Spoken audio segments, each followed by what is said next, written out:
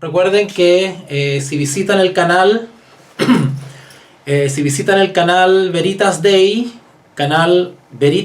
que es un canal de respaldo que tengo, allí van a encontrar todas las clases, todas las transmisiones sobre Romanos, ¿ok? Una vez terminando esta clase, edito la transmisión y horas después las estoy subiendo, sino al día siguiente, ¿ya? Pero siempre van a estar todas las clases ahí disponibles para que ustedes puedan verlas, quizás repetirlas o compartirlas con otra persona, no hay ningún problema. Ahí va a estar el link y el video disponible en el canal Veritas Day, ¿ok? Veritas Day. Bueno, vamos a irnos rápidamente a Romanos capítulo 9, que es donde habíamos quedado. En el versículo 30, recuerden que íbamos a ver sobre la justicia que es por la fe. El título de esta sección es súper directo y súper sugerente porque tiene que ver directamente con lo que estamos estudiando, que es justamente la justicia de Cristo, la justificación por la fe. Así que pues vamos a dar lectura y vamos a analizar y comentar rápidamente esto, porque si ustedes se dan cuenta, es la última partecita ya del capítulo 9, porque de ahí vamos a saltar al capítulo 10 inmediatamente. Y si se dan cuenta, el capítulo 10 no tiene título. Así que entendemos que es una continuación del capítulo 9. Y de hecho es así. El contexto del capítulo 10, ustedes se van a dar cuenta que es una serie de conclusiones y comentarios al capítulo 9. Así que espero terminar el capítulo 10 hoy. Así que por eso que estoy un poquito apurado. Ya estoy un poquito así. No me estoy dedicando a saludar ni a conversar, sino que quiero ir rápidamente al grano porque hay mucho tiempo que recuperar, ¿ya? Así que vamos a ponerlo en las pilas, menos distractivo y más análisis, ¿vale? Entonces, en el nombre del Señor Jesús, iniciamos la lectura y análisis del texto. Les pido disculpas por mi tos, pero las heladas me han jugado una mala pasada a la garganta. Ok, bueno. Dice así Romanos capítulo 9, versículo 30. Romanos capítulo 9, versículo 30. ¿Qué pues diremos? ¿Qué pues diremos? Que los gentiles que no iban tras la justicia, es decir, que ellos no tenían acceso o no tenían o no conocían el camino de la justicia, ¿cierto? O que nadie les anunció la justicia, o que no tenían grandes posibilidades de conocer la justicia, pues se encuentran con la justicia. Acá dice, han alcanzado justicia. Para los que se vienen integrando recién, saluditos a Gina y a Pau. Tengo acá, estamos en el versículo 30, Romanos 9:30, para que se vayan ahí ubicando ya. ¿Ok? Ok. ¿Qué pues? ¿Qué pues? ¿Qué pues diremos? Que los gentiles que no iban tras la justicia, es decir, a ellos no se los hizo depositario de la justicia. Recuerden que dijimos que los depositarios de la justicia fue Israel, y que tenía como misión justamente compartir la justicia, no solamente desde el punto de vista teórico, sino que práctico, por su testimonio personal. Israel debía haber iluminado al mundo con la justicia, que es por la fe, tal cual como Abraham y los padres, ¿vale? Así que en ese sentido los gentiles no fueron depositarios u objeto de la justicia, sino que ellos debían haber sido beneficiarios de la justicia u objeto de la justicia por medio de Israel, como instrumento evangelizador. Bueno, sabemos que lamentablemente no fue así, ¿ok? Así que por eso la pregunta de Pablo, ¿qué pues diremos? Que los gentiles que no iban tras la justicia han alcanzado justicia. Es decir, la justicia que es por la fe.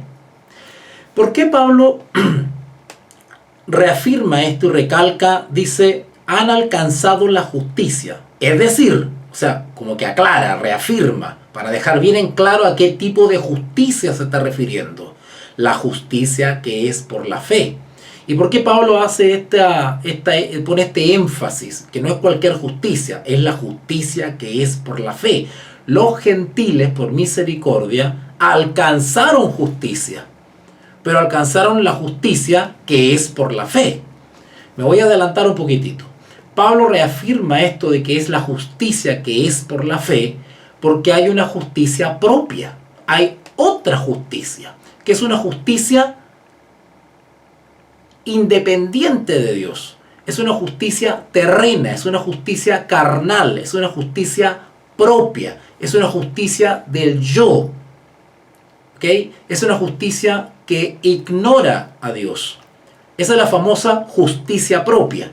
Cuando hablamos de justicia propia, estamos hablando de una búsqueda de la vida justa, de la búsqueda, ¿no es cierto?, de la salvación, de la justificación, ¿verdad?, de una recomendación ante Dios por mis propias fuerzas, por mis propios esfuerzos, por mis propios méritos, ¿no es cierto?, creyendo que por medio de simples actos, formas o hechos justos, yo puedo apropiarme de la justicia de Dios o ser justo.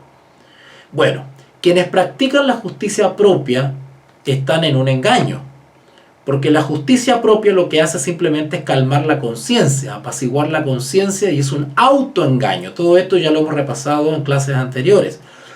El que practica la justicia propia es aquel que vive un engaño.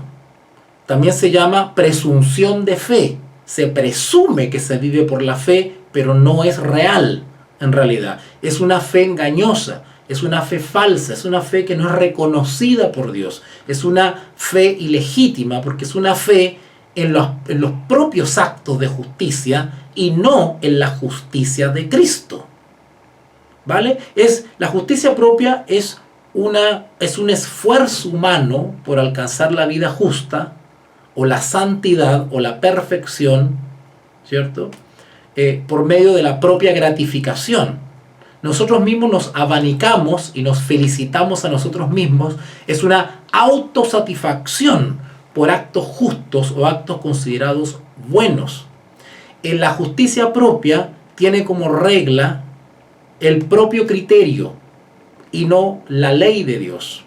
La justicia propia obedece y vive la ley de Dios en cuanto a la forma de la ley, no en cuanto a la sustancia de la ley.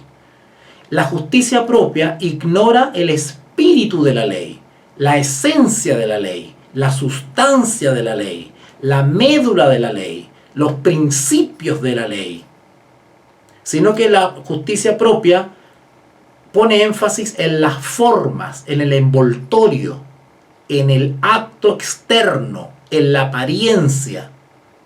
Y eso es un autoengaño. Quien vive así, vive en un engaño, vive engañado. Y que es la experiencia del integrante de la iglesia de la Odisea. La iglesia de la Odisea de Apocalipsis 3 describe a aquel que está viviendo un engaño, justicia propia. ¿Vale? Vamos a ver también en este capítulo que esa justicia propia también se le denomina la justicia por las obras de la ley. Todas esas expresiones tienen que ver con la justicia propia, las obras de la ley. ¿Ok? Bueno, vamos a explicar eso. Yo iré a ir avanzando y voy a ir desmenuzando todas esas expresiones, pero me adelanto un poquitito para que ya se vayan dando una idea. ¿Ok? Entonces, Romanos 9:30.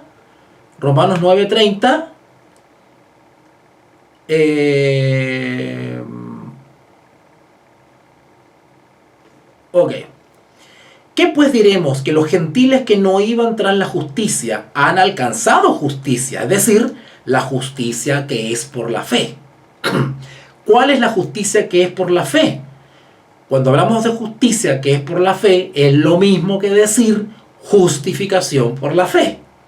perdonado, redimido, restaurado, reconciliado con Dios por la fe. ¿Por la fe en qué? ¿O en quién?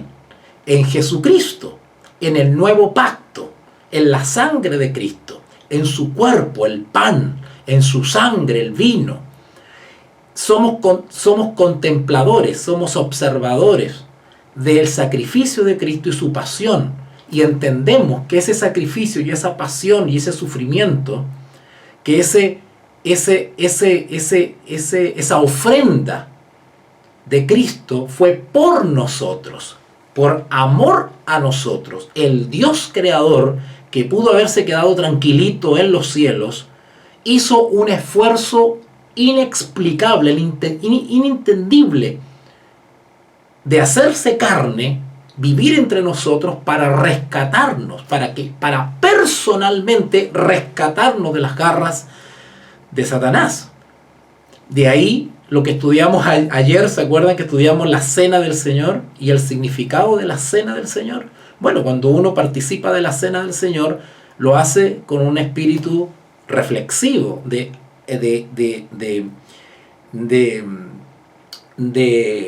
introspección, ¿no es cierto?, de análisis interno, el cual en la cena del Señor tiene como objeto recordar la pasión de Cristo, el sacrificio de Cristo desde que fue detenido en el huerto hasta su crucifixión. Todo ese lapso se conoce como la pasión de Cristo, porque fueron los momentos más intensos de Jesús, donde fue abofeteado, latigado, escupido, humillado, insultado, calumniado, acusado falsamente, tratado injustamente en los interrogatorios, en los juicios, fue negado, fue traicionado. En fin, todo eso en la cena, la famosa Santa Cena, nosotros recordamos eso. Ese es el significado de la Santa Cena, la pasión de Cristo. Y eso tiene que a nosotros hacernos realmente meditar de que todo eso fue por nosotros. Si ustedes leen los textos que estudiamos ayer de 1 de Corintios, ustedes se dan cuenta que dice ahí que por vosotros ha sido dado. Este es el pan, se parte el pan, ¿verdad? El acto de partir el pan simboliza los sufrimientos en el cuerpo de Cristo. Bueno, todo eso, cuando yo acepto eso de todo corazón, soy compungido de todo corazón. El Espíritu Santo me conmueve, me convence, ¿no es cierto?, por ese gran acto de amor del Señor Jesús. Pues yo acepto eso por la fe, porque yo no lo viví, no estuve ahí, no fui parte de ese tiempo, yo no viví en el siglo I, pero yo lo creo y lo acepto por la fe. Y me apropio de esa vida justa, del justo, de ese corderito que se ofreció en el altar de la cruz. Yo acepto y recibo con amor, con cariño, con gratitud, con agradecimiento ese gran sacrificio. Y simbólicamente yo me apropio de esa sangre de Cristo, de ese cuerpo. Por eso que en la cena del Señor uno come el pancito y bebe el vino, ¿verdad? Es una manera de recibirlo, de aceptarlo, de hacerlo mío, ¿vale? Cuando yo por la fe acepto ese sacrificio, pues la justicia es plena, es genuina por la fe.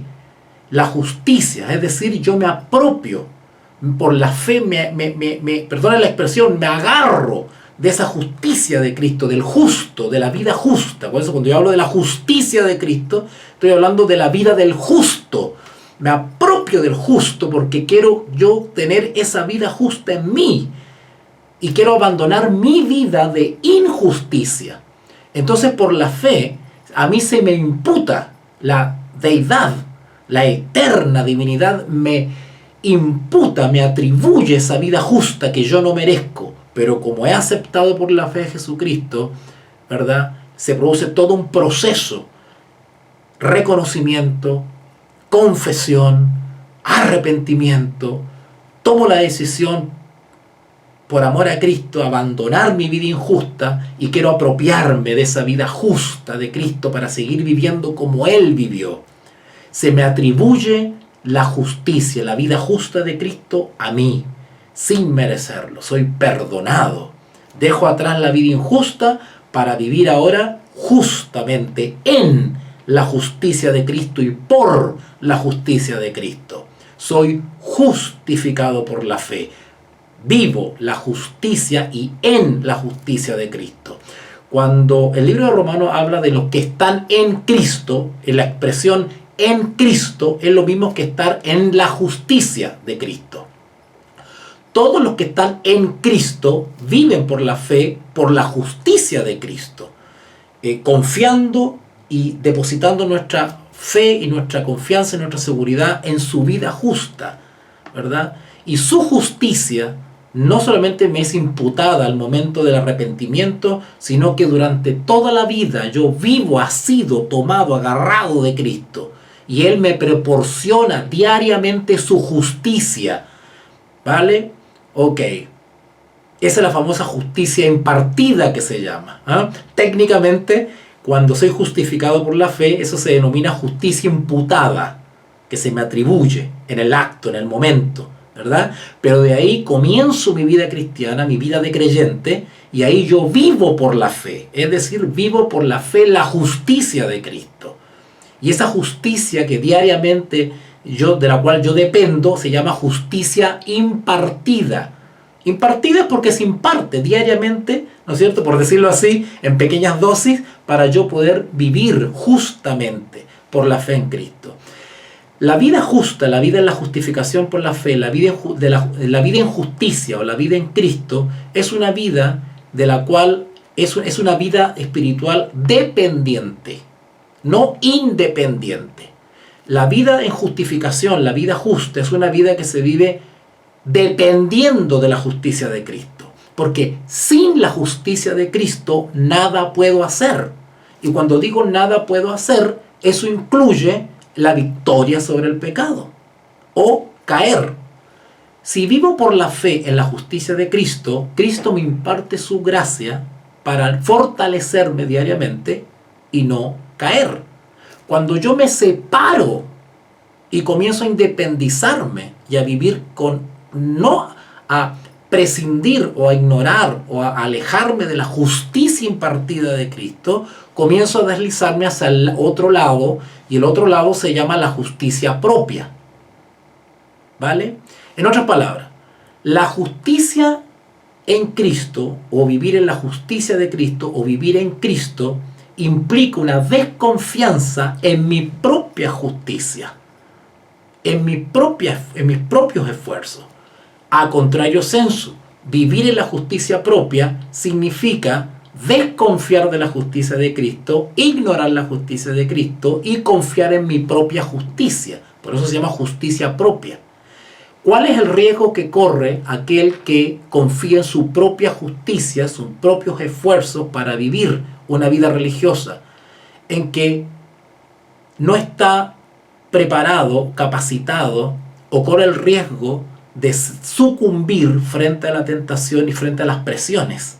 Sin embargo, cuando estamos por la fe viviendo en la justicia de Cristo, estamos en Cristo, esas pruebas que son insoportables o que son difíciles, podemos vencerlas porque no solamente contamos con mi propia voluntad, sino que contamos con un poder externo que es superior a mi propia justicia. ¿Vale? Ok. Vuelvo a repetir entonces.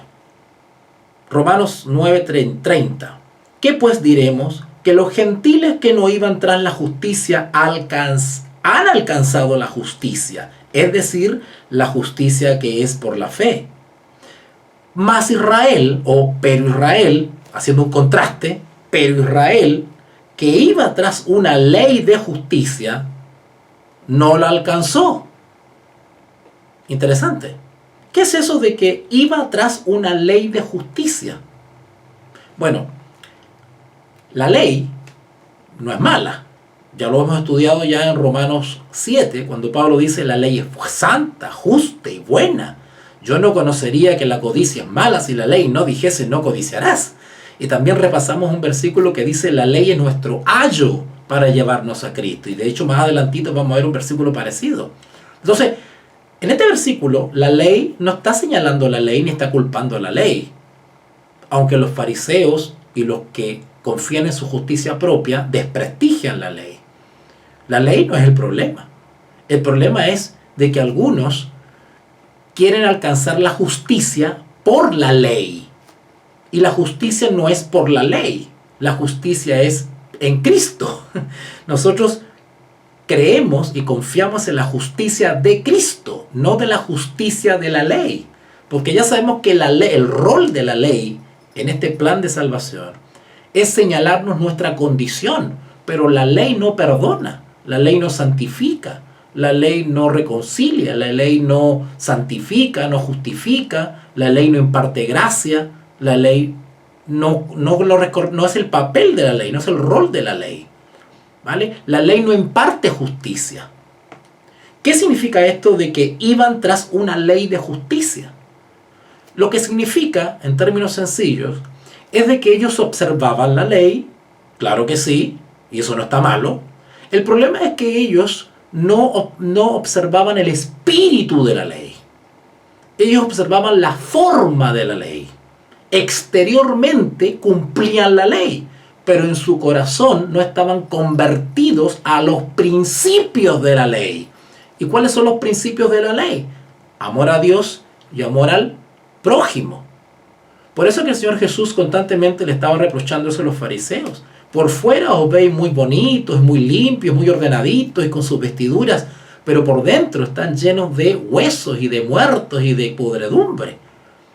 Cuando al Señor Jesús le preguntaron sobre el adulterio, le preguntaron, ¿os sabéis que han dicho no adulterarás? Y eso está bien, el acto de no meterse en el lecho con una persona que no es tu cónyuge, y eso está bien porque eso dice la ley. Pero yo os digo, cualquiera que desea, no es necesario que te metas a la cama. Todo aquel que guarda el deseo ya adulteró en su corazón y violó la ley. La ley es más que la norma misma. Tiene un principio subyacente. Son principios de amor, principios morales, éticos, de conducta interna. El verdadero guardador de la ley asimila los principios morales de la ley y no simplemente la forma de la ley. Ese es el problema que tenían los judíos. Por eso que dice, más Israel, que iba tras una ley de justicia, es decir, ellos creían que guardando externamente la ley, estaban participando de la justicia de Dios. Y eso no es así, ¿vale? Eso no es así. Es decir, ellos no observaban la ley por la fe, lo hacían por sus propios esfuerzos. Por sus propios esfuerzos ellos se esmeraban en aparentar o aparecer como guardador de la ley. Pero era todo un teatro. Por eso el Señor Jesús les trató de hipócritas. Es decir, de tener una careta, de hacer un papel, de hacer una actuación. Pero sin embargo, él leía los pensamientos y leía el corazón. Y sus pensamientos estaban alejados de los principios de esa ley que ellos aparentemente guardaban tan celosamente. Así que esa expresión, iban tras una ley de justicia, no la alcanzó. O sea, ellos nunca fueron participantes de la justicia de Cristo, de la justicia que es por la fe, porque guardaban la ley y observaban la ley no por la fe. ¿Okay? Versículo 32. ¿Por qué? Es decir, ¿por qué no la alcanzaron? ¿Por qué no alcanzaron la justicia por la fe? Porque iban tras ella, pongan atención, Romanos 9:32, porque iban tras ella no por fe, sino como por obras de la ley. Esa expresión, obras de la ley, es lo mismo que decir, ¿no es cierto?, cumplimiento externo, ritual, forma de religión, pero una religión no genuina. ¿Ok? Pues tropezaron en la piedra de tropiezo. Ahora, ¿por qué no alcanzaron la justicia? A pesar que observaban la ley. ¿Cuál era el impedimento? ¿Cuál era el tope? ¿Por qué? Porque cuando apareció la piedra, cabeza del ángulo, cabeza de la iglesia, que es Jesús, cuando Dios hizo carne y habitó entre nosotros, ellos no lo aceptaron ni creyeron en Él. Ellos eran incrédulos en Jesús, no creían las palabras de Jesús.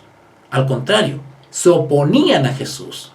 Es decir, el autor de la justificación por la fe, el soberano de la justicia divina, fue rechazado por los mismos que decían que vivían en justicia.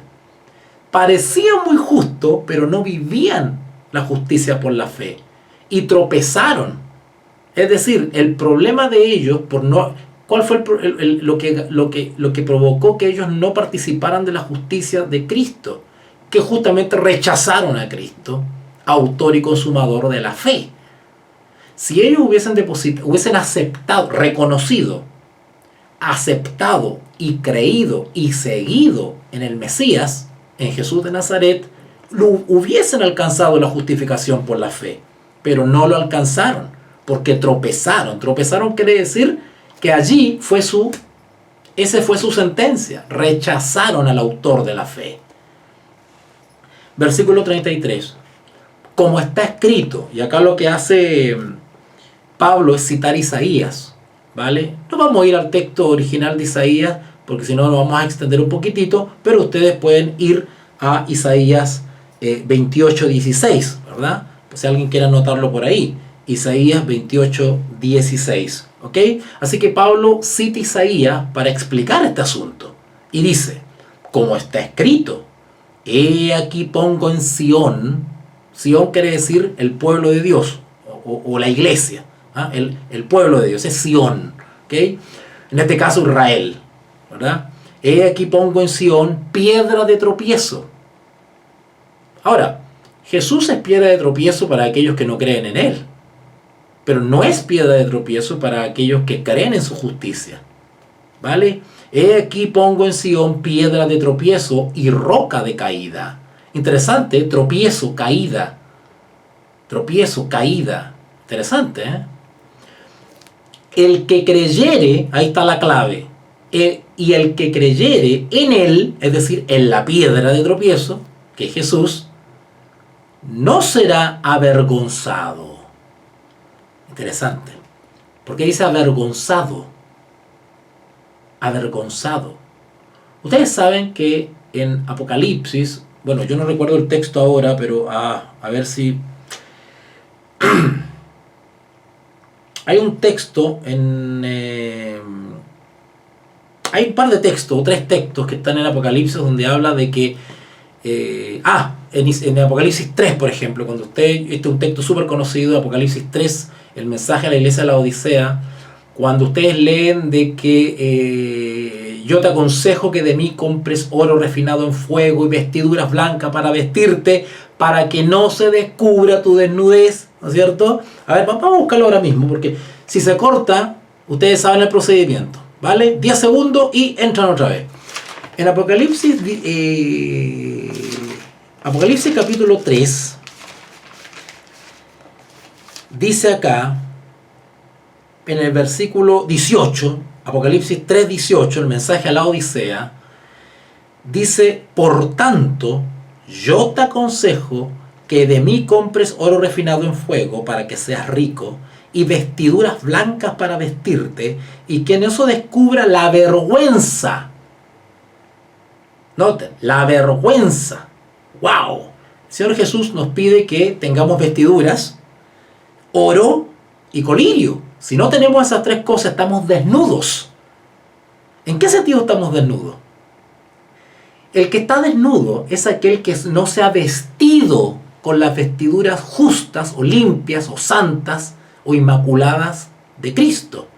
Su vida, la justicia de Cristo está simbolizada por vestiduras blancas que tiene Cristo, sin mancha de pecado. Son las vestiduras blancas sin manchas de Cristo. Y en la justificación por la fe, simbólicamente lo que sucede es que Cristo se quita esas vestiduras blancas, simbólicamente, y nos viste a nosotros, nos quita las vestiduras de impiedad, de injusticia, y nos viste con las vestiduras justas, justificación por la fe. Simbólicamente nos viste con una vestidura sin mancha, ¿vale? El ser avergonzado es ser encontrado en el juicio final sin esas vestiduras. que es lo mismo que estar desnudo. Entonces, estar vestido para no pasar vergüenza y nos sorprendan desnudo, hay que estar con las vestiduras blancas de Cristo, de la justicia de Cristo. ¿Vale? Ok. En ese sentido, será avergonzado el que no creyere. Porque para obtener las vestiduras blancas de Cristo y no estar desnudo y pasar vergüenza, hay que creer en Cristo por la fe. ¿Ok? Volvemos entonces a Romanos 9. ¿Cierto? El versículo 33, ¿no es cierto? Y el que creyere en él no será avergonzado. ¿Vale? Repito, si se corta, ustedes saben el procedimiento. Vamos inmediatamente al capítulo 10 de Romanos. Vamos avanzando. Capítulo 10 de Romanos. Dice así el versículo 1. Hermanos. Noten todo lo que ha venido diciendo Pablo de todo el capítulo 9. Hermanos, dice él. Ciertamente el anhelo de mi corazón y mi oración a Dios por Israel. Recuerden que Pablo está un poquito triste por la actitud que tomó Israel contra Cristo. Por eso que está triste Pablo, porque Pablo como israelita le duele que su propio pueblo haya rechazado a Cristo y haya sido partícipes o coautor o autor de la muerte de Cristo. Se le duele a Pablo que Israel, un pueblo escogido, tenga esa actitud con Jesús. Por eso está tan triste. Hermanos, ciertamente el anhelo de mi corazón y mi oración a Dios por Israel es para salvación. Yo estoy triste y digo estas cosas porque quiero su salvación, quiero la redención de Israel.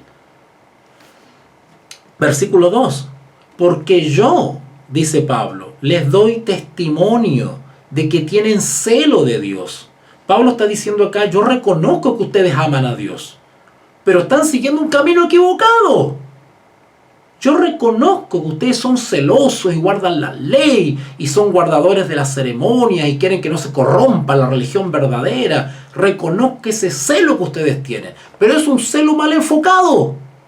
Hay algo que ustedes no están entendiendo. Y es que ese Jesús de Nazaret, al cual ustedes crucificaron, es el Mesías. Y está vivo. No solamente murió, sino que resucitó. Y la justicia es por la fe en Cristo, en su amor y en su sacrificio. Y ustedes están yendo tras las formas de la ley. El celo está bien, pero está mal enfocado. No han entendido el espíritu de la ley como yo lo entendí. Pablo era uno de aquellos que era celoso por la ley, pero él comprendió el espíritu de la ley. Lo que era vida para mí me resultó para muerte, dice Pablo. Él no entendía, él era celoso, mataba a los cristianos, se metía a las casas y los acuchillaba. Estaba mal enfocado, creyendo que guardaba la ley y que estaba en la justicia de la ley, era un violador de la ley. Y él entendió eso. Ese es el problema que tenían los judíos. Tropezaban en Cristo. El problema de Israel es que rechazó a Cristo, no lo aceptaba. Ese es el tope. Ahí fue su piedra de tropiezo. Ese es el problema que tenían. Y Pablo se esforzaba en argumentar en favor de Cristo, persuadir a Israel de que acepte a Cristo para su salvación. Un pueblo escogido, si rechazaba a Cristo y perseveraba en esa posición, se iban a perder, iban a caer, como dice el verso 33 del 9, ¿verdad? Cuando dice el 33, 9:33, dice, como está escrito, he aquí pongo en Sión, en Israel, piedra de tropiezo y roca de caída. El que creyere en él no será avergonzado. Eso es lo que le dice Pablo a Israel. Acepten a Jesús, reconózcanlo, porque si no van a caer. ¿Caer cómo? Caer como pueblo de Dios. Caer. Van a caer de ese estatus maravilloso y privilegiado que Dios les ha dado. ¿Ok? Sigamos entonces con el versículo. Vamos a leer el 2 otra vez, Romanos 10:2. Porque yo les doy testimonio de que tienen celo de Dios, pero no conforme a ciencia. Esa palabra ciencia es sabiduría. Tenían mucho conocimiento, eran expertos en la ley, pero no tenían sabiduría, no actuaban sabiamente. No había discernimiento. Recuerden lo que le pasó a Nicodemo. Nicodemo era un hombre bueno, un hombre noble, era celoso por las cosas de Dios, pero no entendía, faltaba discernimiento, faltaba la obra sobrenatural del Espíritu Santo en su vida. Sabemos que vienes de Dios, le dijo Nicodemo a Jesús, porque solo alguien como alguien que esté con Dios puede hacer las cosas que tú haces, le dice. Pero ¿cómo puede un hombre, estando en el vientre de su madre, ¿verdad?, volver a nacer, salir? No entendía eso del nacer. Jesús lo aconsejó con mucho cariño, ¿verdad? Te hace falta nacer de nuevo. Y le explica la obra del Espíritu. El Espíritu Santo es el que da el discernimiento, la sabiduría. Y eso le faltaba a Israel. No veía a Jesús como el Mesías. Lo veía como una amenaza. Lo veía como una amenaza a la ley, a las tradiciones, al pueblo. Lo miraban como una secta. Le faltaba discernimiento, ¿vale? Por eso que Pablo acá en el 2 dice, porque yo les doy testimonio de que tienen celo, pero no conforme a ciencia, sabiduría. Porque, y miren cómo explica el proceso de Israel, ¿por qué fallaban? Porque ignorando la justicia de Dios y procurando... Ok. Bueno, quedé en el versículo 3. Estamos en Romanos 10, 3. Sigamos avanzando. Mire que tenemos tiempo que recuperar. ¿Ya? A ver si Regina me convida un tecito de hierba, por favor. Me lo envía por Starken. Saludos, chicos. Ese chiquitito que está ahí, ¿quién es? ¿Ah? ¿Cómo se llamará ese chiquitito que está ahí? ¿Ah? Él es mi nieto. Ay, ¿cómo se llama? A ver, habla tú. ¿Cómo se llama? Benja. Oye, Benja, te felicito por estar ahí estudiando con nosotros y acompañando a Regina. Te felicito. Y ella se llama Connie, mire. ¡Hola, Connie! Hola. Ya. Gracias, chicos, por estar aquí. Gracias. Ok, sigamos. Basta de recreo, sigamos. Ya. Entonces quedé en Romanos 10:3. Romanos 10:3. Dice así: porque ignorando la justicia de Dios y procurando establecer la suya propia, ya expliqué eso. Ahora va tomando sentido todo. ¿Van notando ahora cómo el proceso que Pablo con manzanas y peras trata de explicarle a los judíos? Porque ignorando la justicia de Dios y... Quiero decir algo respecto a esto de ignorando. Pablo no está tratando de ignorantes a los judíos. Los judíos no eran ignorantes, intelectualmente hablando. Teológicamente hablando, no eran ignorantes.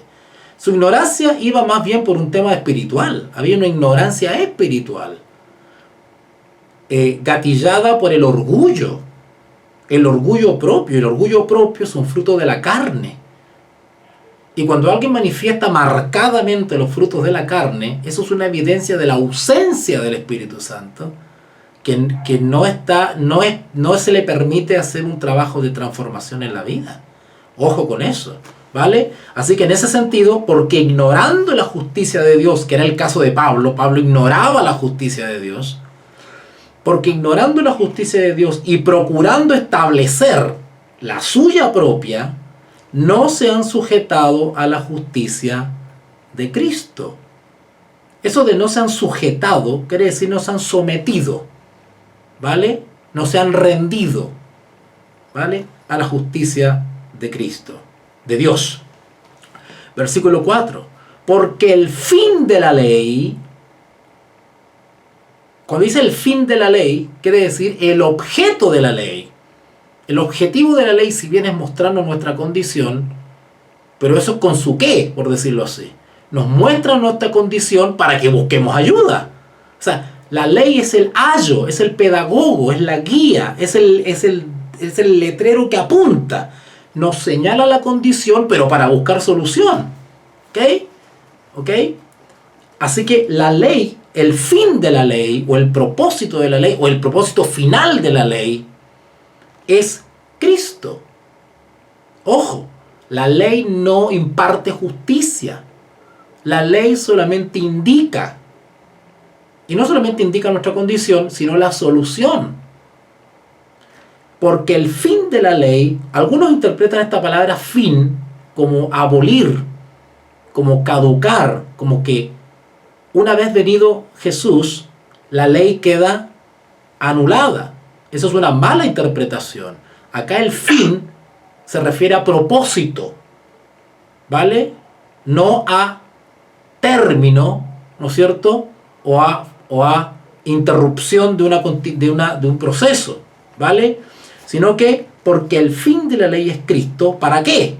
¿Para qué la ley nos lleva a Cristo? ¿Para qué? Para justicia o justificación de todo aquel que cree. Oiga, si esto no merece mayor explicación, esto está más claro que el agua. ¿Vale? Versículo 5. Porque de la justicia que es por la ley de Moisés, escribe así: el hombre que haga estas cosas vivirá por ellas. Sigamos leyendo. Pero, noten la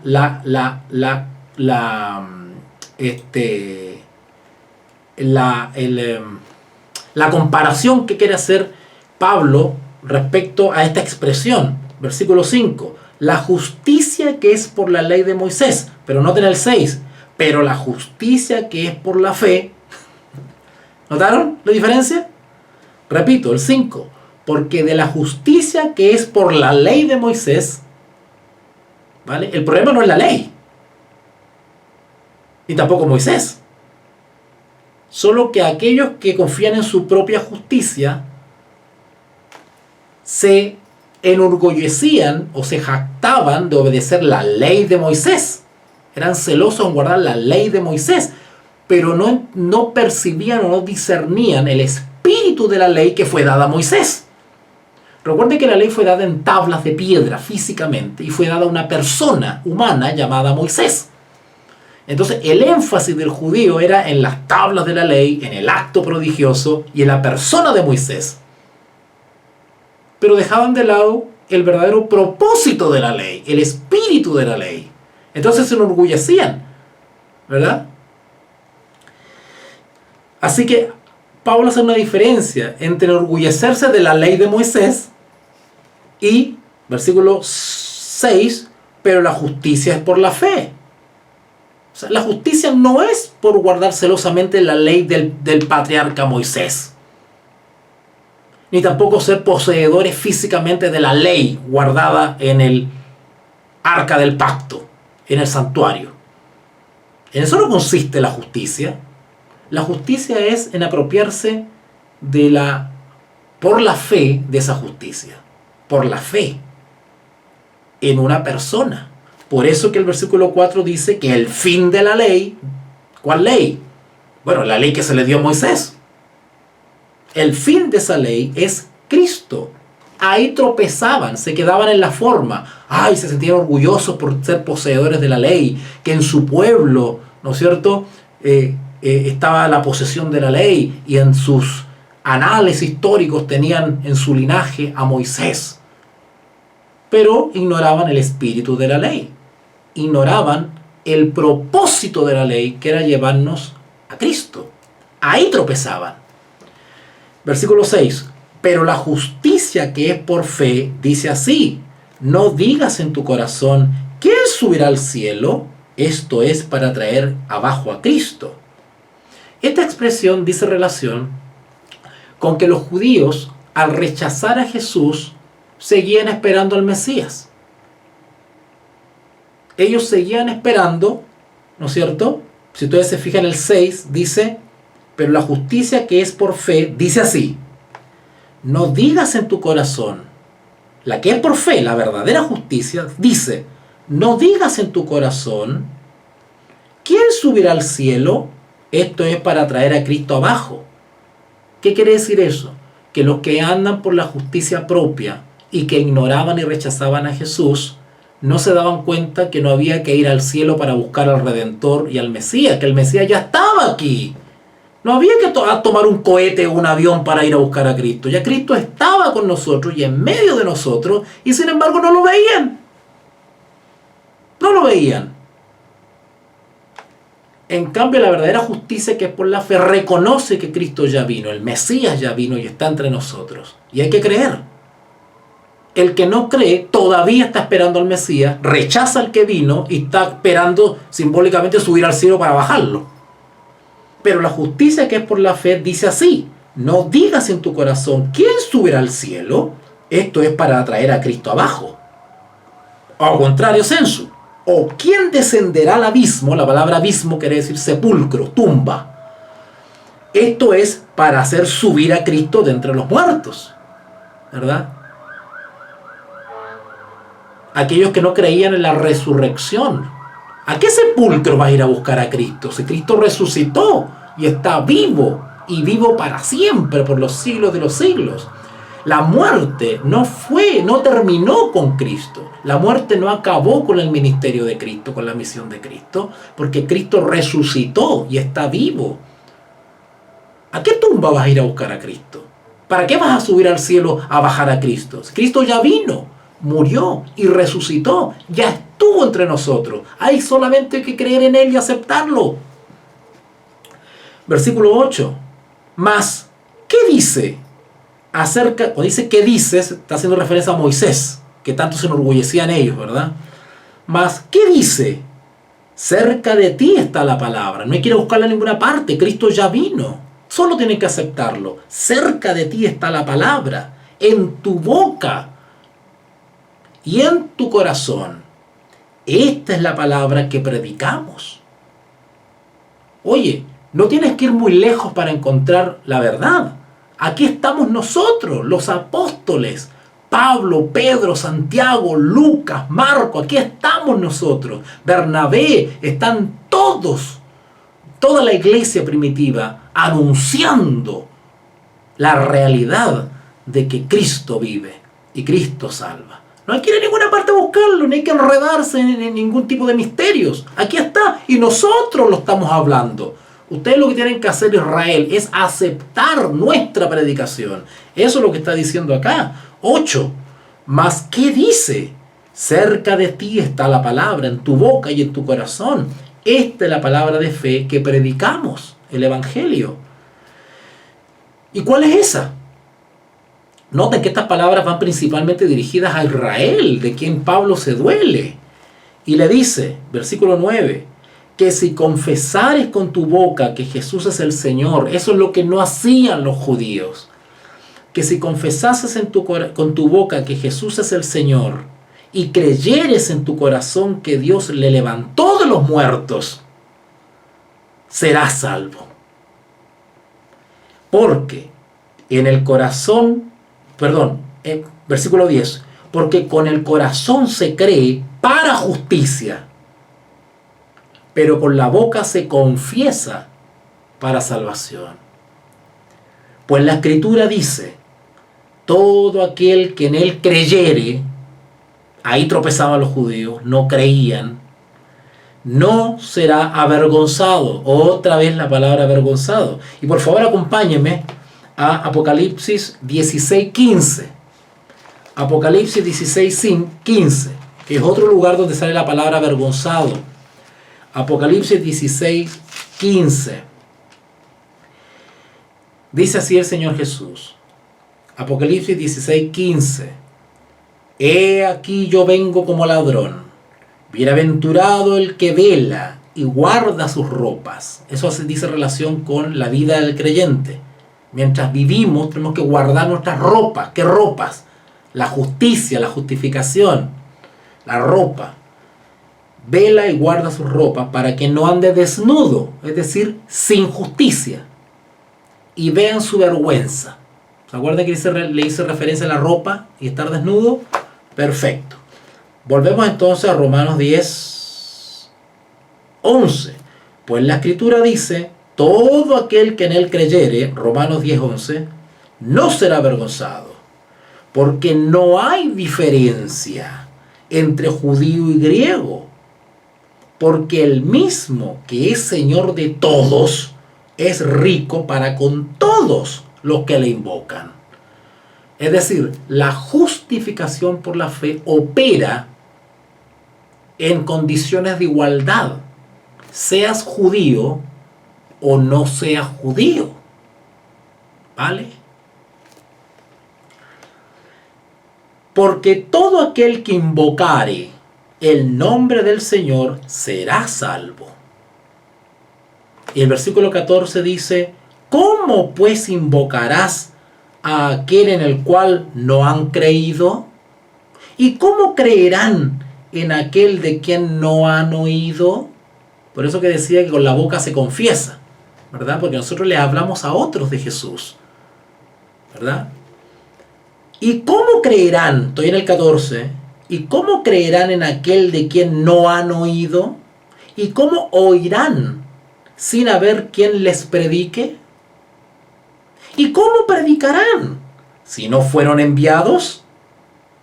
Como está escrito, cuán hermosos son los pies de los que anuncian la paz. Cuando dice paz, se está refiriendo en términos de justificación por la fe a la reconciliación. Lo contrario de paz es estar en conflicto, ¿verdad? El que no está en Cristo está en conflicto, separado, divorciado de la justicia.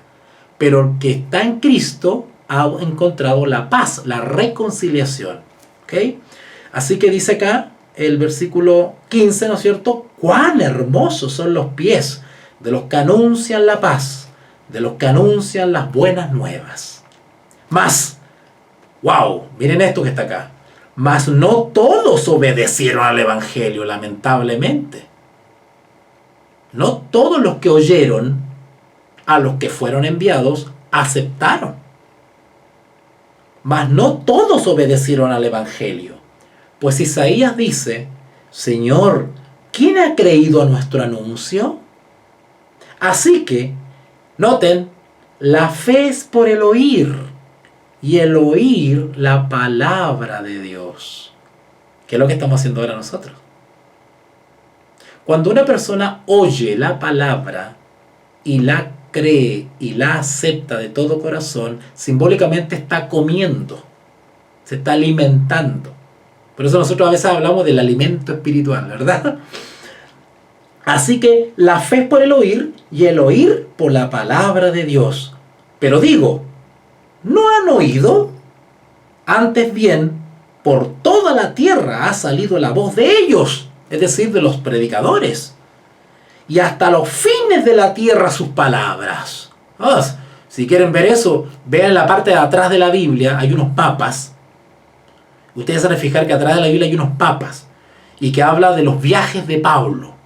Y vean ustedes todo el recorrido que hacía Pablo para predicar las buenas nuevas de salvación. Acá dice, versículo 18, pero digo, ¿no han oído? Antes bien, por toda la tierra han salido la voz de ellos, y hasta los fines de la tierra sus palabras. También digo, ¿no ha conocido esto Israel? ¿Acaso Israel no ha llegado a la palabra del Evangelio? Claro que le llegó, y de hecho fue los primeros que se le anunció. Primeramente Moisés dice, yo os provocaré a celos con un pueblo que no es pueblo. ¿Qué quiere decir esto? Que si Israel no recibe el Evangelio, serán pasados por alto. Y el Evangelio traspasará las fronteras de Israel. Y el Evangelio lo oirán los corintios, los gálatas, los árabes, los romanos, todos los que eran considerados gentiles oirán el Evangelio. Y entrarán a formar parte de la iglesia de Cristo. No importa si seas griego, árabe, romano, gálata, corintio, no importa. Y así Israel, dice, se sentirá celoso, porque ellos nomás querían ser los únicos privilegiados, pero por rechazar a Jesús, ahora el Evangelio se abre al resto de las naciones.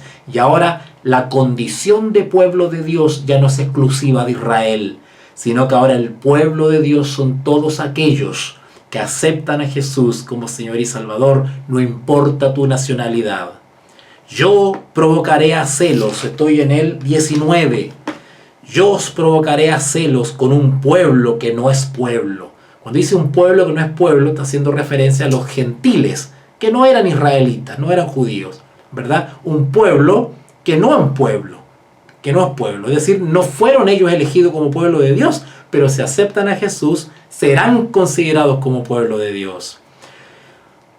Con pueblo insensato, es decir, los gentiles, os provocaré a ira. E Isaías dice resueltamente, fui hallado de los que no me buscaban, me manifesté a los que no preguntaban por mí. Está haciendo referencia a los gentiles, que eran ajenos, ignorantes a las cosas de Dios, del Dios verdadero, el Dios creador de los cielos y de la tierra. Pero gracias a que los mensajeros llegaron a muchas partes, los que eran insensatos, los que no habían sido hallados, los que Dios no se había manifestado entre ellos, fueron hallados, salieron de su estado de ignorancia e insensatez, y Dios se manifestó a ellos. ¿Vale? Por eso dice el 20, en Isaías dice resueltamente, fui hallado de los que no me buscaban, me manifesté a los que no preguntaban por mí. Pero acerca de Israel, dice, todo el día extendí mis manos a un pueblo rebelde y contradictor. La palabra contradictor quiere decir que se oponen, contradictores que hacen la contra, que hacen oposición. Es decir, el pueblo de Israel, que tenía que haber aceptado de buena gana a Jesús de Nazaret, al contrario, se oponía, le hacía la contra a Jesús. Y al revés, los pueblos paganos, los pueblos gentiles, de los cuales ellos no tenían conocimiento del Dios verdadero, recibían el Evangelio con toda solicitud y con mucho gozo. Hubo más resistencia en Israel que en otras naciones. Y hoy en día no va a ser diferente. Hoy en día no va a ser diferente. La historia se va a repetir. No importa la nacionalidad, no importa tu región geográfica, no importa la denominación. Si no crees y aceptas y vives la justicia de Cristo, estás fuera. No eres iglesia, no eres pueblo de Dios. Si te quieres considerar parte del pueblo de Dios, eso se hace mediante Cristo, por la fe en su justicia, en su vida justa,